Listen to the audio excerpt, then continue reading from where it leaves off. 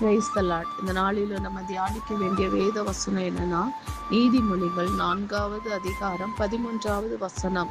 புத்திமதியை உறுதியாய் பற்றிக்கொள், அதை விட்டு விடாதே, அதை காத்துக்கொள், அதுவே உனக்கு ஜீவன். ஆமென். வேத வசனம் என்ன சொல்லுதுன்னு பாருங்க.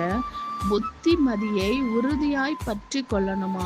இன்னைக்கு யாருக்கு ஒரு புத்தி சொன்னாலும் அதை கேட்கிற மனநிலைமையில இன்னைக்கு எந்த ஒரு மனுஷங்களுமே கிடையாது. ஏன்னா எல்லாமே எனக்கு தெரியும் அப்படின்ற ஒரு எண்ணம் தான் எல்லாருக்குள்ளே இருக்குது. ஆனா வேதம் என்ன சொல்லுதுன்னா, புத்திமதியை உறுதியாய் பற்றி கொள்ளணுமா, அதை விட்டு விடக்கூடாதான், அதை காத்து கொள்ளணுமா. அப்பொழுதுதான் நமக்குள்ள ஜீவ வழி உண்டாகும், ஜீவன் உண்டாகும்னு சொல்லி வேதம் சொல்லுகிறது. அதுதான் ஜீவன்.